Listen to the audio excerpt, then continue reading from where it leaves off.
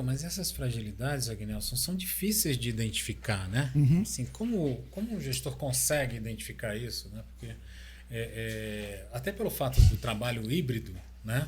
As pessoas agora voltaram a ter o seu escudo, né? De fortaleza, né? De queixo duro, né? Eu não vou... Antes eu estava escondido porque eu estava atrás da câmera, né? Perfeito. Agora eu estou presente, né? Infelizmente. Né? Então ele volta àquela situação em que a pessoa se blinda, né? Então, É legal isso que você está perguntando. Né? E deixa eu te contar uma fofoca que eu não contei para ninguém. Tá? As pessoas estão voltando para o híbrido, mas ainda fazendo reunião pelo Teams, pelo Zoom. Ok? Então elas não estão se olhando. Elas continuam atrás do computador. Tanto que eu venho... o povo, o ser humano é um bichinho maravilhoso para dar voltinha e arrumar um jeito de manter o status quo. Ok? Então, o que eu mais escuto hoje é como é que a gente convence o povo a ir para uma reunião. Porque se criou um hábito das reuniões serem mais produtivas por teleconferência. Porque abre, diz o objetivo, o que tem que fazer, e o Teams cai. Pode ser até uma impressão, né? Mas quando você está presencialmente, né, você vai ver algumas nuances, né? Que você vai verificar. Alguns pontos que atrás da câmera não. Então, isto é uma nuance. Eu sou gestor, ok? Eu estou com meia dúzia de colaboradores presencial e estou com meia dúzia de colaboradores não presencial, ok? E eu estou reforçando o modelo que é não tenha contato interpessoal. Então, eu vou ter, como gestor agora, criar alguns mecanismos, né, para fazer com que esse povo volte. E para fazer com que, eventualmente, eu crie cenários de trabalho que eu preciso das pessoas presencial, para que elas se sintam à vontade, ok? Então, o pessoal de perfil, não estou falando de MBTI, nada disso, mas o pessoal que tem como motivador interno o relacionamento, não via a hora de voltar para o presencial. Sim. Né? Mas está se frustrando, porque volta o prédio que tinha a empresa onde nós trabalhávamos, que tinha 8 andares, agora tem 4. Né? E aí eu vou procurar o andar que tem mais gente. O andar que tem mais gente tem meia dúzia. É interessante, né? Porque a gente tem uma dificuldade de contratar pessoas, né? Porque todas querem agora o remoto. Né? E a gente acha, em nome da modernidade, não. Talvez seja em nome disso, né? De não se expor. De não se expor. De não se expor, né? De não se expor. De não se expor. Então tem uma reaprendizagem ou uma nova aprendizagem que está acontecendo. E aí eu tenho uma informação da psicologia clínica, psicologia infantil. As escolas estão totalmente presencial. Né? E eu tenho contato com alguns donos de escolas e contato com algumas escolas de grande potencial aqui em São Paulo e também de escolas. Eu tenho amigos que atuam em escolas públicas. As escolas estão abrindo mão do conteúdo para conversar com as crianças como se relacionar, como ter empatia, como encostar no outro. Porque está acontecendo de crianças de 4, 5 e jovens de 14, 15 anos conversando com o colega. Se o colega não dá aquilo que ele quer, ou se há alguma dissolução, algum conflito, está se resolvendo no murro, no tapa. Então a gente teve uma regressão terrível. Das relações, né? Que é a dificuldade de se relacionar, né? Sim, você está falando, sim. a dificuldade de se relacionar. Então imagine nós, né, que ainda estaremos vivos, essas pessoinhas de 4 anos, 5 anos de idade, esse jovem de 14 anos, é o estagiário, vai ser o praticante, né? Que vai mandar pelo WhatsApp. Aí você fala, levanta o bumbum da cadeira, vai lá conversar com o colega, que resolve mais rápido. Né? Para quê? Ok? Então, o mundo virtual veio para ajudar? Veio para ajudar. Mas a gente está tendo uma regressão. Então, a gente começa a olhar, eu que trabalho nesse mundo, a escola, olhando e chamando, algumas escolas, olhando e chamando os pais, dizendo, olha, o negócio é o seguinte, nós estamos com um problema de relacionamento com as crianças. Nós vamos ter que reinserir sociabilidade. Então, contrata professor particular, que a gente vai dar o conteúdo, mas o que é mais importante para nós agora é que elas se socializem. E no ambiente empresarial também, né? A mesma coisa. A mesma coisa. Não é no murro. Não é no murro que está acontecendo lá. Né? Mas é no burnout, né? É no burnout. Ela está simplesmente abandonando. Né? Abandonando. Então, ela não está se expondo, né, a verificar que relacionar-se é saudável. O ser humano não vive asocial. Ele precisa de outro ser humano. Eles se completam. Então, voltar a trabalhar em equipe, fazer projetos, né? Então, eu escuto muito hoje, assim, eu obriguei alguns clientes meus com doenças mais complicadas, principalmente os depressivos, eu não atendo mais telepresencial. Você vai ter que sair de casa e vir. Porque eu atendi a gente deitada na cama. Outro dia, uma colega que eu supervisiono falou assim para mim, Agnés, o que eu faço com o cliente? Ele dormiu. É depressivo, para cumprir o protocolo da psicoterapia, para a esposa não ficar brava, tá lá, fecha a porta uma hora e roncou. Eu lá com ele tentando acordar. Então, olha o estado, olha a situação. Aí, voltando à pergunta central, então, eu como gestor, eu como líder, primeiro, autoconhecimento, porque eu também, como gestor, eu também posso fazer uso a meu favor, que também não estou gostando muito desse negócio de presencial, né? Não estimular as pessoas. O que acontece? Então, eu tenho um grupo que eu atendo que é de inteligência, tem um nome, eles trabalham com BI, né? Com inteligência, etc. e tal, né? A empresa pediu, voltem ao trabalho, 2 vezes por semana ao trabalho. Aí o gestor chega para os 3 colaboradores, é um executivo, chega para os 3 colaboradores e diz, para que a gente vai voltar? Está melhor assim. Então o gestor não está respeitando uma normativa que foi muito bem pensada pela área de recursos humanos, que é o momento ideal da gente ter que socializar de novo, da gente ter que voltar a ter o cafezinho, que é lá que a área criativa volta, que os conflitos aparecem, que as novas ideias aparecem, né? E lembrar para a pessoa, olha, a tua casa é teu lugar de descanso, né? Então tem que ter um corte, você vai ter que treinar teu cérebro de novo, ó.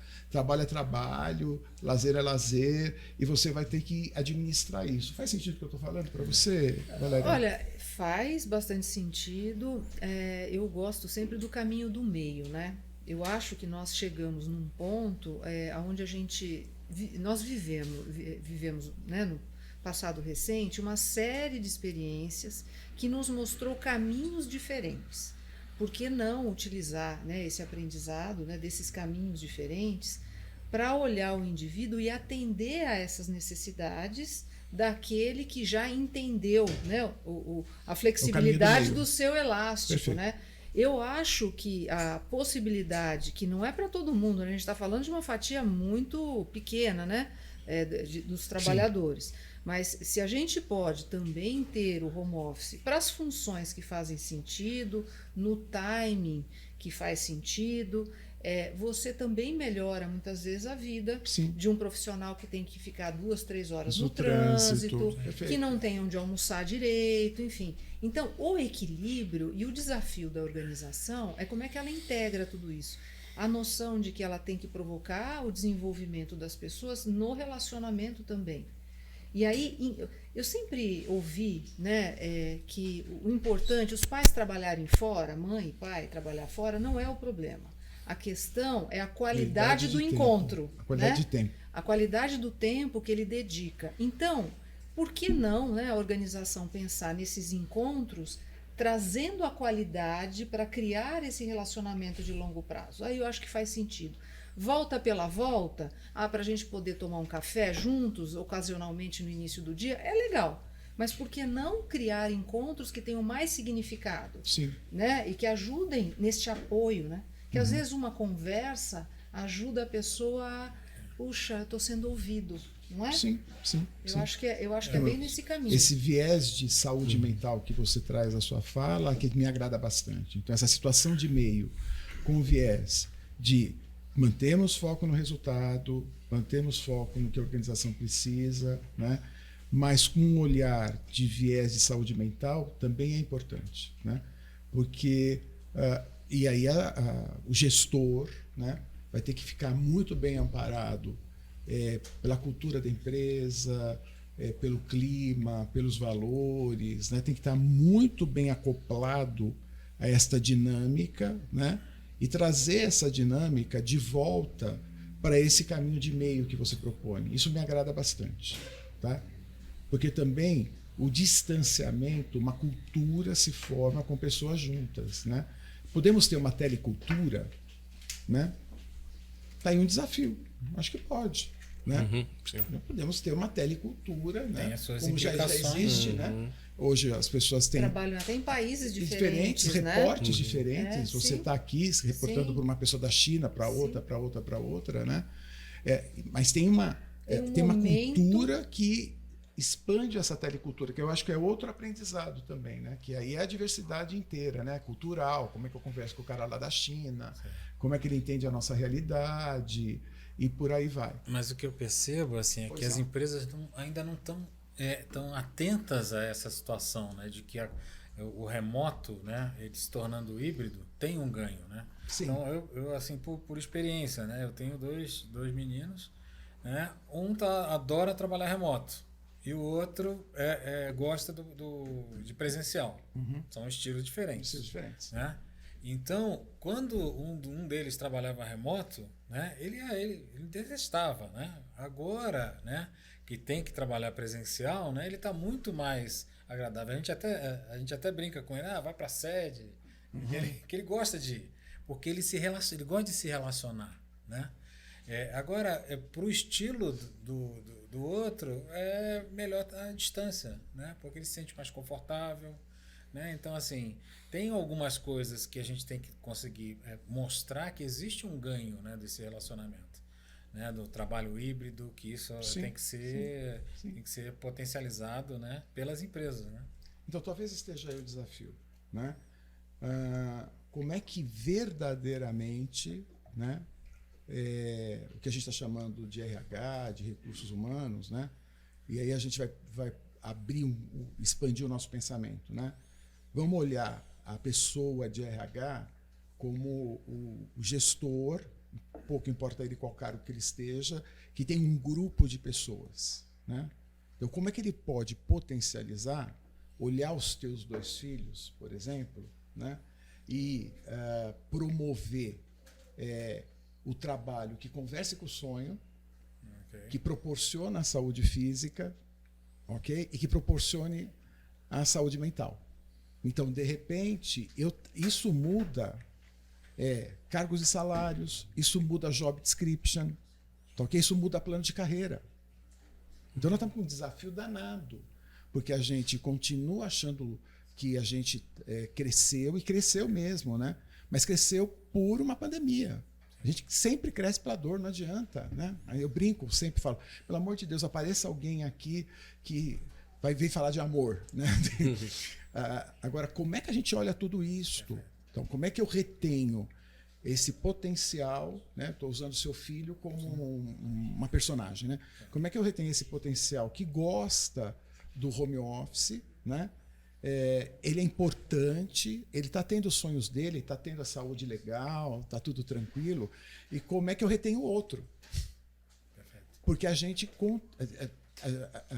e a empresa vai ter que olhar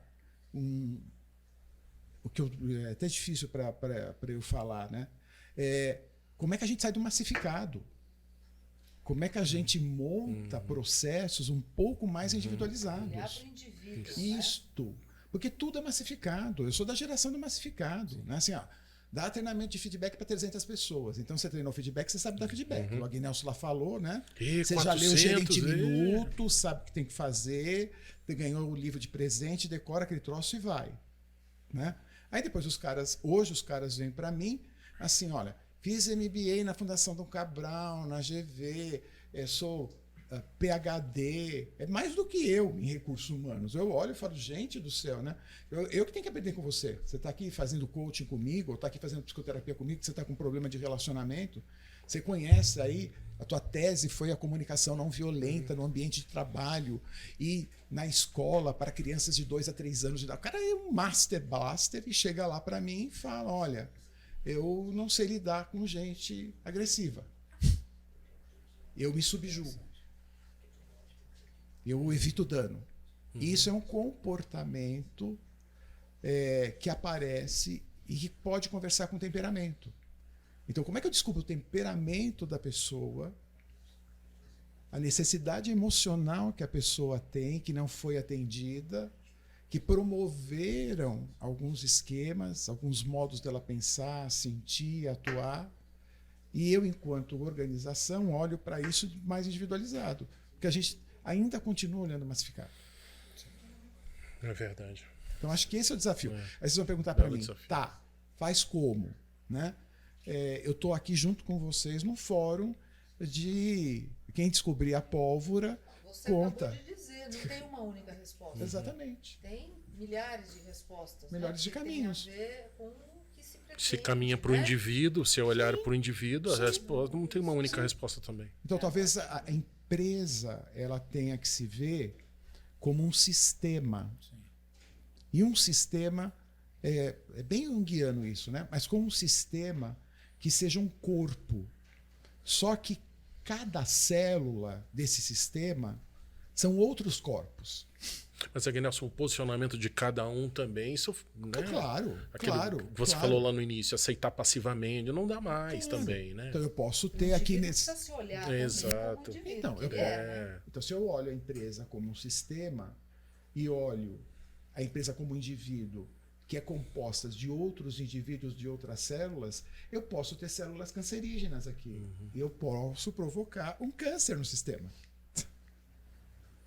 Então, como é que o sistema olha o indivíduo como um todo e não como talvez a medicina há pouco tempo atrás estava fazendo, ainda faz.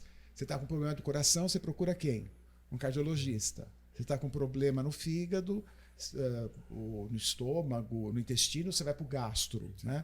Então, o sistema empresarial, né, ainda está saindo do massificado e agora está tentando compreender quais são as dores de TI, quais são as dores de RH, quais são as dores do comercial, né? Que tem aqui um grupo de células de pessoas que tem características diferentes, né? Então, acho que agora surgiu, tá vendo? Olha, a gente vai conversando, a empresa que já está fazendo isto continua nesse caminho. É isso. Continua nesse caminho. Aí o gestor, ele é representante desse sistema total, ele também é uma célula, mas que cuida de outras células que estão grudadas lá com ele, que pode virar um coronavírus, mas que pode virar uma célula extremamente de imunização, né? Uma célula que vai trazer fortalecimento. Nossa, acho que eu devo ter cheirado alguma coisa. Mas Essa foi. não é, né? Foi boa. Mas Foi longe. É isso mesmo. acho que a empresa já está fazendo isto, e aí acho que cabe ao gestor, quando você pergunta qual é o papel do gestor, é dentro do organismo que ele faz parte, né? Ele cuidar e ter esse olhar individualizado, e não mais massificado. E aí, quando eu digo não mais massificado, eu tenho aqui um resultado da área que tem que ser entregue, que conversa com o resultado corporativo, que conversa com a PLR, que conversa com a PPR, que conversa com a avaliação de desempenho, né? Continua tudo do mesmo jeito. Mas será que a meta daquele cara, do seu filho que está lá em casa, qual é a meta possível e realística? Né? Então eu vou ter que olhar para isto. Isto pouco importa se é telepresencial ou não presencial, mas talvez o chamamento que a gente viveu, né? E que está dando aí doença no ambiente de trabalho, que é o tema inicial nosso, que era a síndrome de burnout, né? Está obrigando a gente a pessoalizar algumas coisas. Pessoalizar é ruim. Individualizar, tá? Para fazer com que a soma de cada um seja a soma do todos. Nossa. Viajei. É interessante. exatamente. Sair daqui, vou escorregar. Eu acho que é um tema para as empresas se debruçarem, né? E até porque a tendência é você manter políticas, programas, né, convencionais, né? Perfeito. Isso já caducou, né? Sim, Né? sim, Já sim. caducou, né? Olhando sobre esse aspecto, isso já caducou, né?